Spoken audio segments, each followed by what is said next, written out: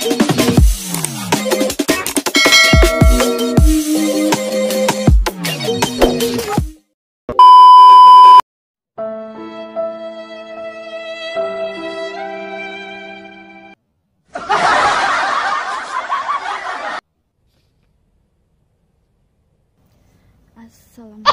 warahmatullahi wabarakatuh. Jumpa lagi bersama saya, host dari Motivasi BMI Hongkong. Apa kabar kalian semua guys, para subscriber dimanapun anda berada? Semoga anda baik-baik saja dan tanpa kurang suatu apapun, amin. Selamat menjalankan ibadah puasa bagi yang menjalankan, dan makan-makan buat yang tidak menjalankan. Oke guys, hari ini saya ingin berbagi sedikit cerita, bukan sedikit ya, banyak.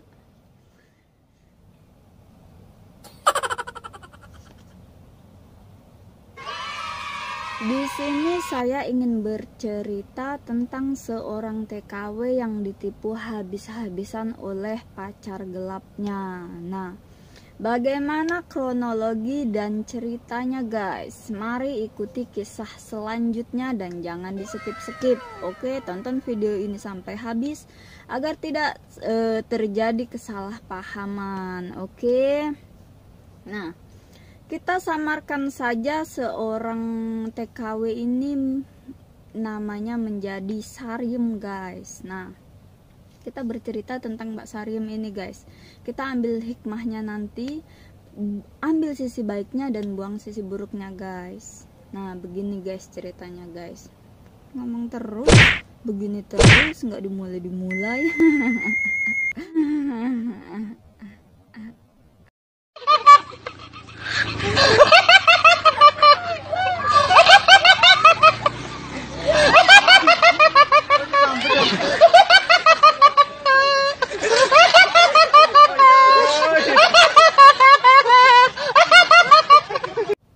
Nah, Mbak Sariem ini adalah seorang TKW yang dia menginjakkan Hongkong baru sekitar 2 tahun guys.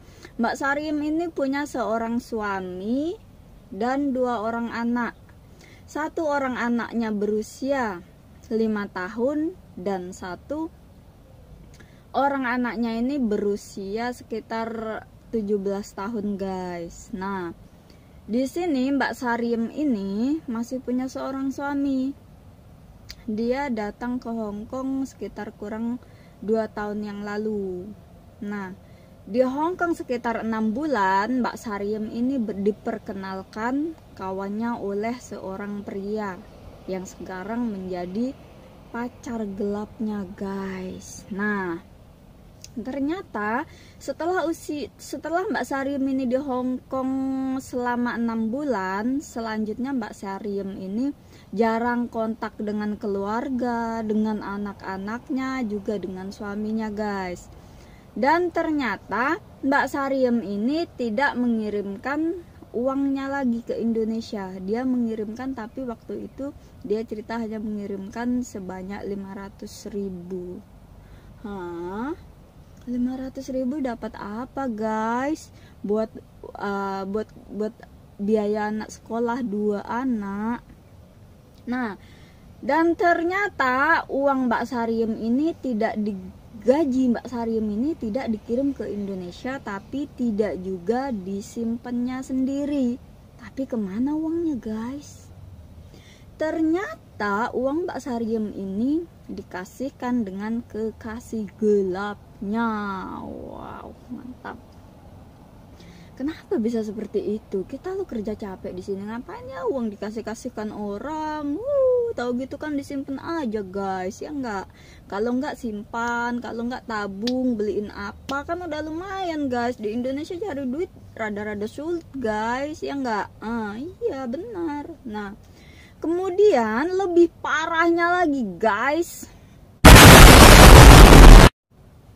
Mbak Sariem ini di Hongkong sekitar 2 tahun bukannya mendapat sukses, tapi mendapat banyak cobaan. Mengapa? Karena Mbak Sariem ini punya beberapa bank dan paspornya juga digadaikan kepada rentenir guys. Bayangin guys, paspor guys. Paspor itu sebagai nyawa kita di Hongkong ini guys. Pegangan kita lah ibaratnya. Kalau kita nggak ada paspor ya jadi OS. Waduh, jadi kaburan, jadi incaran polisi guys. Dan itu sangat dilarang. Jadi nih pelajaran buat anak yang baru ya, jangan sekali-kali ambil uang di bank. Usahakan jangan pernah. Lebih baik hidup apa adanya. Yang kedua, uang ditabung sendiri guys. Nah, yang ketiga, jangan pernah meminjam uang kepada rentenir. Kalau memang kita yakin ada yang buat bayar ya oke, fine-fine aja, nggak masalah. Takutnya kita udah pinjem banyak hutang sana sini, ternyata kita nggak bisa bayar. Nah, kan kita sendiri yang sulit lah. Kok malah jadi cerita kemana-mana guys. Oke, lanjut ke ceritanya Mbak Sariem. Kemudian setelah Mbak Sariem pusing berantem, setelah Mbak Sariem banyak hutang di beberapa bank dan di satu rentenir, ujung-ujungnya Mbak Sariem ini sering berantem sama kekasih gelapnya. Dia cerita, ini gimana nih, utangku udah banyak, uangnya juga aku nggak pegang, uangnya di kamu semua, gimana dong, kasih solusi dong, kata Mbak Sariem ini kepada kekasihnya. Kekasihnya jawab apa guys? Kekasihnya jawab gini, ya gimana lagi, orang semuanya itu terjadi kayak gini, semua udah jadi bubur, aku nggak tahu kalau aku tuh ditipu. Nah, seolah-olah lempar batu sembunyi tangan pula ini kekasih gelapnya ini, yang dari awalnya dia bercerita kalau uang itu bakal dibelikan tanah, dibuat usaha, dibelikan rumah, karena suatu hari berpikir mereka diiming-iming, mbaknya ini diiming-imingi bisa hidup bersama. Ternyata nol besar guys. Ternyata uang itu nggak tahu kemana, padahal waktu itu udah dia katanya sih ya guys, ketika kekasihnya beli tanah ini, dia sudah mengatasnamakan Mbak Sariem ini guys, ada data-datanya guys. Dan ternyata ketika ditanyakan, ternyata itu nggak ada. Justru kekasihnya bilang kalau dia ditipu orang, kan nggak masuk akal guys. Mbak Sariemnya juga yang terlalu percaya lah. Kenapa beli sama kekasih gelapnya itu, nggak sama keluarga yang kita udah lebih tahu, ya nggak guys? Terus kesalahan kepada siapa guys? Masa kepada tetangga guys? Ya pastinya kepada Mbak Sariem lah. Kenapa dia bisa terlalu mudah percaya guys? Nah, kemudian setelah dia bercerita kepada kekasih gelapnya justru tiba-tiba bilang begini, oke, gini aja sekarang, kamu keluar jadi OS katanya, nanti aku cariin kerjaan.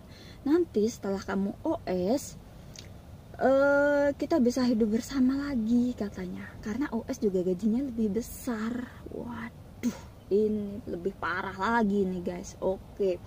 Dan waktu itu juga Mbak Sariem ini diminta kekasihnya buat ngebreak itu guys, memutuskan kontrak secara langsung.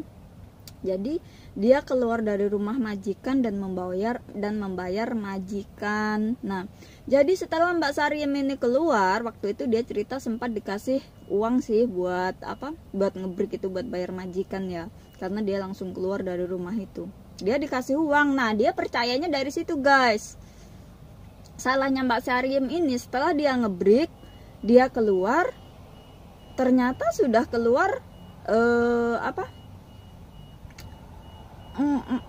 mamasnya tadi tuh guys, kekasih hatinya guys, kekasih gelapnya ini guys, nggak mau bertanggung jawab guys. Aduh my god, hancur lahir batinnya guys. Ternyata kekasihnya ini nggak mau bertanggung jawab, justru melarikan diri. Jadi Mbak Sariem ini lontang-lantung ke sana ke sini, nggak tahu harus kemana, nggak mungkin balik ke rumah majikan lagi. Nah, ujung-ujungnya Mbak Sariem ini menghubungi nomor agentnya. Dan alhamdulillah agennya bisa membantu dan bisa mengasih solusi. Nah, dan ternyata guys, setelah telusur dan ditelusuri guys, ternyata kenapa uangnya bisa dikasihkan semua dengan kekasih gelapnya? Ternyata Mbak Sariem ini diancam guys, karena dia diancam seandainya kamu nggak mau kasih uang ke aku untuk kita hidup bersama, ya aku bakal sebar video kita wik kita. Waduh, hancur, tambah hancur guys. Nih buat pelajaran kita semua guys. 1, jangan pernah kesana sini cari pinjaman ya, apalagi di bank, apalagi di rentenir. Usahakan jangan pernah, kecuali benar-benar mendadak sangat mepet keluarga kita butuh uang itu. Oke, fine, itu pun kita tetap harus kontrol guys. Kedua, jangan pernah ambil uang untuk orang lain guys, jangan pernah.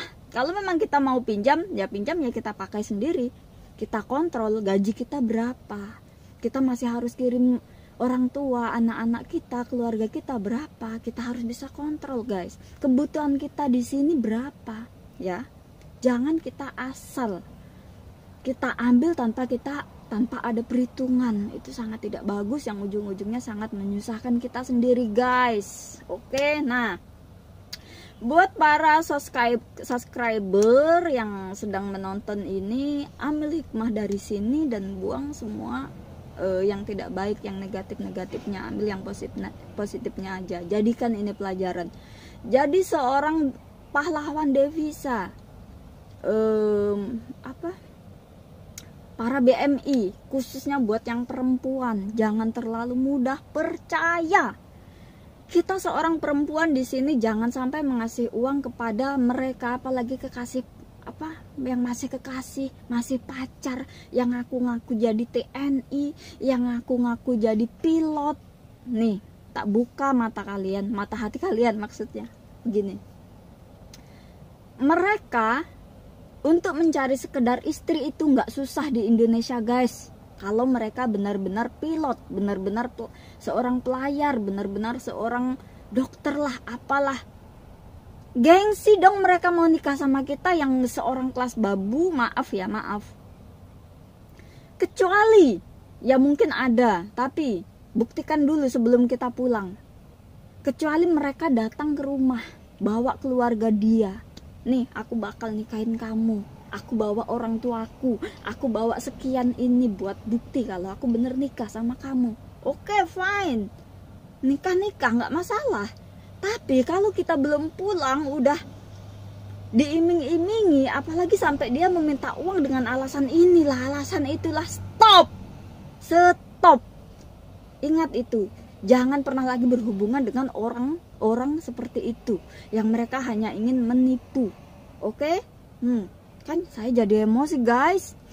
maaf, saya hari ini sedang puasa, jadi nggak boleh marah-marah ya. Oke lah, cukup sampai di sini aja cerita kita kali ini. Dan apabila ada salah kata, saya minta maaf kepada teman-teman semua, dan kepada Allah saya mohon ampun.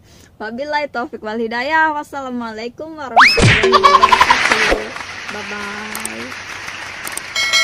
bye.